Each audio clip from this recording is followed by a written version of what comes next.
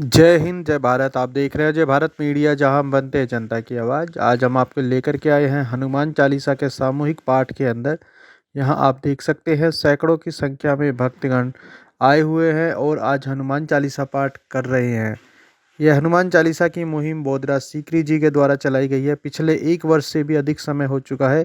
निर्बाध तरीके से यह हनुमान चालीसा हर मंगलवार को कई स्थानों पर की जाती है और अभी तक सैकड़ों साधकों ने इस हनुमान चालीसा को सामूहिक रूप से गा कर के भगवान का आशीर्वाद प्राप्त किया है। हनुमान चालीसा के अंदर विवेचना भी की जाती है श्री बोधराज सीकरी जी के द्वारा अनेक तरह के। आज इस कार्यक्रम के अंदर डॉक्टर परमेश्वर अरोड़ा और डॉक्टर अशोक दिवाकर भी आए हुए थे।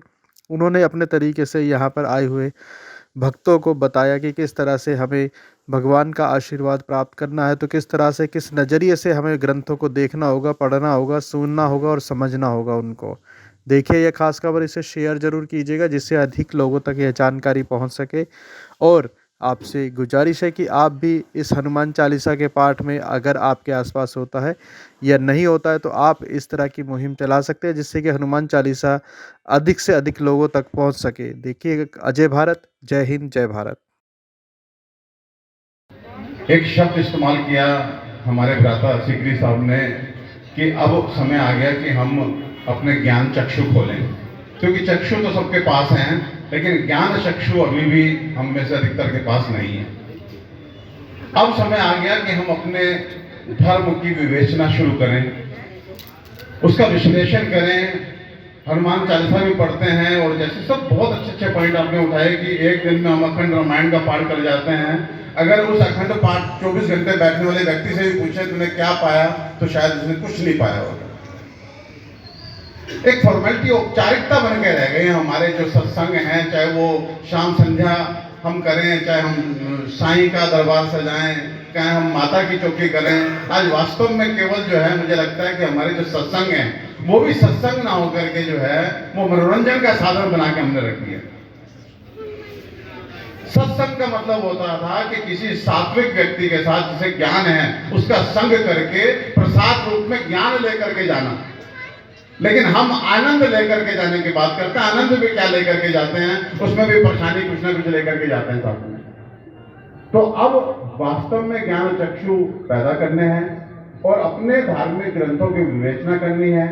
और वो इसलिए भी जरूरी है क्योंकि आज विचार कीजिए, ईमानदारी से विचार कीजिए, मेरे जैसा व्यक्ति ऐसा लगता है मुझे कि हर दिन किसी ना किसी धार्मिक अनुष्ठान में मेरा निमंत्रण होता है। आज धार्मिक अनुष्ठान ऐसे हो गया है कि एक एक दिन में 4-4 जगह जा रहे हैं। लेकिन ईमानदारी से बताइए कि इन धार्मिक अनुष्ठानों का जो प्रसाद मिलना चाहिए सुख के रूप में, शांति के रूप में, आरोग्यता के रूप में, संपन्नता के रूप में, क्या मिल रहा है? अशांति बढ़ रही है, दुख बढ़ रहे हैं, रोग बढ़ रहे हैं, हर तरफ हाहाकार है और इधर से ये धर्म अनुष्ठान भी बढ़ रहे हैं। इसका मतलब है त्रुटि हो रही है। इसका मतलब है त्रुटि हो रही है। इस त्रुटि को हमको सुधारना है और जीवन में संपूर्णता लानी है। संपूर्णता, जब एक चिकित्सक की नजर से पूछते हैं तो संपूर्णता तब आती है कि जब आप संपूर्णता से स्वस्थ होते हैं। संपूर्ण आनंद मीन्स संपूर्ण स्वास्थ्य।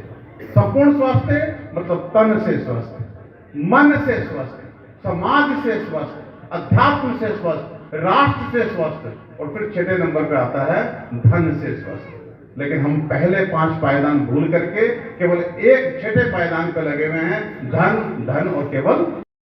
सर, आज जो हनुमान चालीसा करवाई गई है बोधराज सीकरी जी के द्वारा, तो इसमें जो कहा गया था बातें उनके बारे में, भगवान राम के बारे में, तो कितने आप सहमत हैं और क्या कहेंगे इनके विषय में?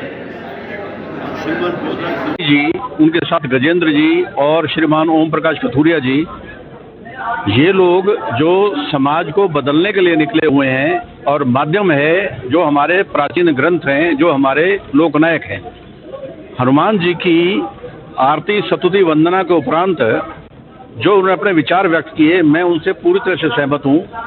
क्योंकि बड़ी बात यह है कि जो भारतीय संस्कृति के दुश्मन लोग थे, उन्होंने गलत नैरेटिव फैला के, और कुछ रामायण में, ओरिजिनल रामायण में ये बातें नहीं थी, उन्होंने जोड़ करके कि भाई सीता को त्याग कर दिया था और ये कर दिया था, और बहुत सारी गलत बातें की हैं ताकि हमारा हिंदू धर्म टूटे। लेकिन आज हिंदू जाग चुका है, नव संगठन हो रहा है और नव उत्थान हो रहा है राष्ट्र का। लोग पढ़े लिखे हो रहे हैं, पढ़ाई लिखाई बढ़ रही है, लोग समझने लग रहे हैं कि हमें अपने राष्ट्र को अपने जड़ों से फिर जोड़ना है। हमारा वैभवशाली इतिहास होता था, हमारे में कहीं कोई गलती नहीं होती थी। हम राष्ट्र औद्योगिक राष्ट्र थे। हमारी 33% जीडीपी तब होती थी जब मुगल इस देश में आए भी नहीं थे 1526-28 में। तो हमारा वैभव वाले देश को मदारियों का देश और बंदरों का देश, अनपढ़ों का देश, जाहिलों का जो देश, और ये कहना कि लंदन के रेस्टोरेंट में भारतीयों और कुत्तों का आना वर्जित है, ये हमें डाउन करने के लिए किया गया। आज हम पुनः अपनी जड़ों से जुड़ रहे हैं और निश्चित रूप से मैं सिर्फ राम या हनुमान जी की चालीसा की वजह से नहीं, ये एक साधन जरूर है, लेकिन मैं विज्ञान का भी साथ साथ समर्थन करता हूं। अध्यात्म और विज्ञान दोनों की सहायता से ये राष्ट्र विश्व गुरु बनने की राह पर निकल पड़ा है।